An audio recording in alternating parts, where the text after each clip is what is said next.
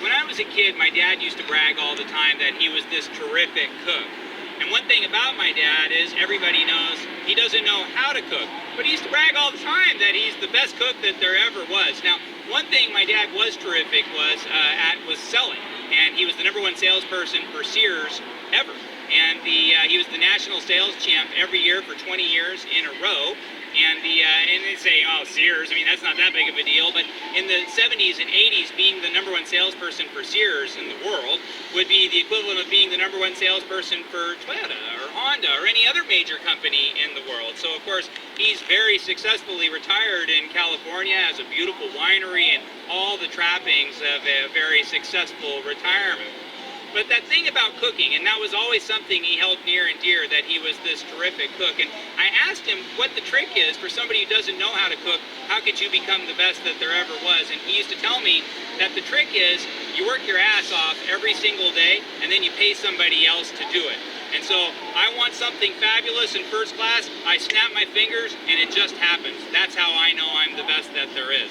I feel that comment a lot when I think about this particular car. Now, although I sell cars for a living, and I do know a lot about cars, I actually know less than I probably should about my own car. I bought this car with 800 miles on it, and although it's radically customized, it was radically customized by somebody other than me. And so I wanted a fun car. I wanted a thrilling, fast car. And so here it is, this beautiful 2005 G35 6-speed coupe. But sadly, I know less about some of the internal workings of this particular car than I ought to. For example, I know that it's a twin turbo setup, and I've been told that it's either a Greddy setup or an HKS setup, but to be honest, I don't know. I had about 30 pages of documents when I first bought the car. It had 800 miles on it at the time, and I remember a lot of the things that I read on there as far as the dyno testing and a lot of the different specific components. But a lot of them also I don't remember as far as like the different fuel injectors and the internal workings of the engine. And I do remember though that the receipt at the end of it all was $45,000. That's how much the prior owner invested in this car after paying $40,000 for it originally. But we're going to take a look. We're going to pop the hood and see exactly what is lurking underneath this hood. At the time I bought it, it was running 6 pounds per square inch of boost, and it dyno tested at 520 horsepower. We since have converted it to all stainless lines, which I don't think really helps the horsepower in any way. And we've changed the boost to 8 pounds per square inch. And so the roughly 600 horsepower, maybe a little bit more, maybe a little bit less. That really doesn't matter so much. What matters is how it performs, and it performs extraordinarily well. Now, being a long-term review, this car has 36,000 miles on it, so I have a pretty clear idea over 10 years of ownership. There was a 5-year hiatus in there where I sold it and then bought it back from the folks that I sold it to, but they sadly never had an opportunity to drive it in all those years, and so no miles accrued.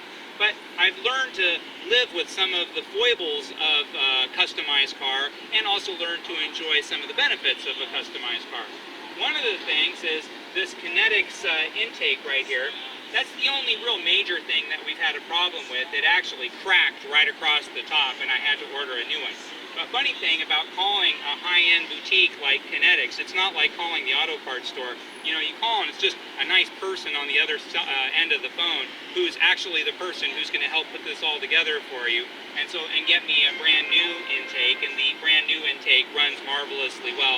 It has a different personality than the old Kinextix intake. The old one was much more linear as far as the way that the air got into the engine.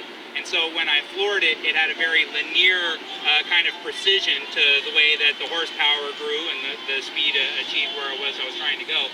The new one's a little bit spiky. It's a bigger unit than the prior unit, and so it allows more air to get in there at any one given time. And so that kind of immediate drop-off in gain, sometimes when I'm on the freeway going particularly fast and I let off the gas and then I punch it back on the gas again, there can be this little momentary lapse that I didn't have before. But overall, it actually seems more performance-oriented than the prior model. The turbos, whatever the brand is, they haven't leaked a drop in 36,000 miles, so that's great. That's always one area I've been really worried about, that one of the turbos is going to go bad, it's going to be really expensive, it's going to screw up my engine. No, nothing like that at all. I just got this car serviced today. In fact, there's no oil leaks of any kind, and so again, that's good news for me, because even things like the fuel injectors. I don't know what company made the fuel injectors, so I don't know exactly what I'm in for when big services do arrive. I know the car has different camshafts, and I know it has different pistons. Again, I just don't know who the makers are of those camshafts and pistons, so if something goes wrong, it's going to be really stressful for me. However, it's been bulletproof, and I've been driving the wheels off of this thing, particularly the past 15,000 miles, and it's been great. I've gone through 3 sets of tires total, so for 36,000 miles on a car that's being driven in a performance manner, that's not all that bad.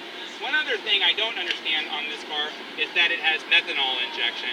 I've never used it. I've never done anything with it. I don't know what it does. I mean, I know the science behind it is that it allows cold water to get in with the methane gas to get into the regular gas, and so you can have, I guess, more gas get through at a given time with methanol injection and increase the horsepower by that method. But again, I've never even touched it in any way. The brakes are totally amazing to me, and they're more amazing today than they've ever been. They're AP Racing brakes, and I remember the receipt on these was $5,000 installed just for the brakes.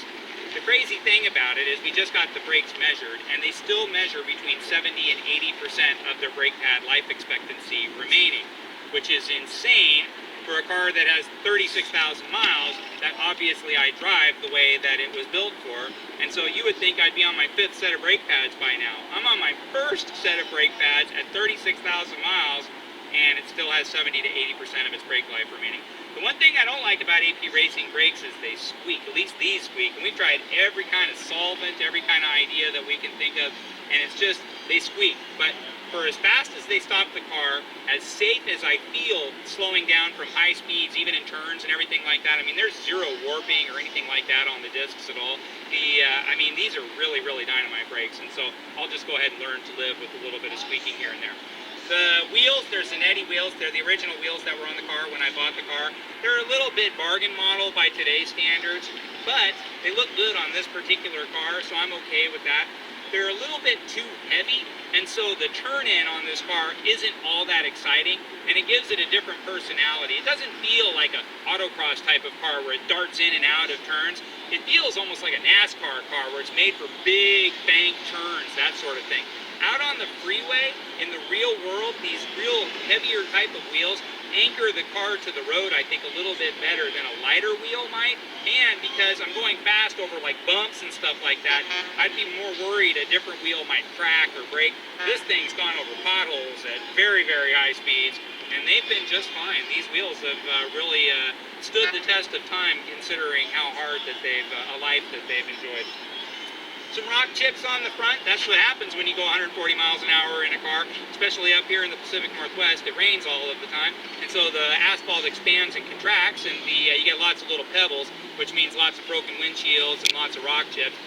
Looking back, I probably should have gotten a clear bra on the car. It's just for the first several years I drove the car, I like never sped ever, and it's only a recent development where I've learned to become passionate about driving this car really, really fast. Taking a look inside, well, I used to think cars that had this kind of interior were a little bit silly. I mean, it's kind of the Knight Rider thing where it's got all these dials and all these gauges and that sort of stuff. Here, I'll even turn it on and we'll take a look. And so it all seemed really obnoxious to me. Like, why in the world would you even need any of this stuff? Well, as I've gotten to know the car over the years, these gauges are actually really important to me. One of them tells me how much boost I'm getting out of the turbos. And so if I'm at full throttle and it's not giving me any boost, then I know something's going on. And so before I get smoke pouring out of my tailpipe, I want to get that checked out. So I'm always checking that out when I'm going pretty fast. The other thing is the temperature. I always want to make sure that the temperature is below 500 degrees Celsius at the exhaust pipes.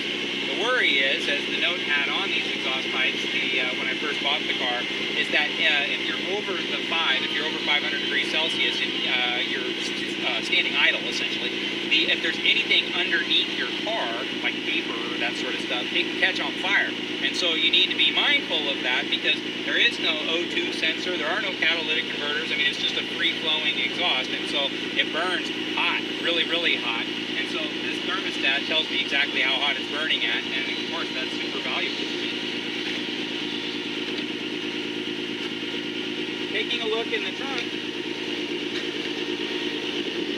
just a normal trunk with some golf clubs. So that's one of the nice things about a G35. You can actually put 2 sets of golf clubs in here. You just got to make sure that you take all the drivers and whatnot out of the bag, and you can have 2 bags in there, no problem at all.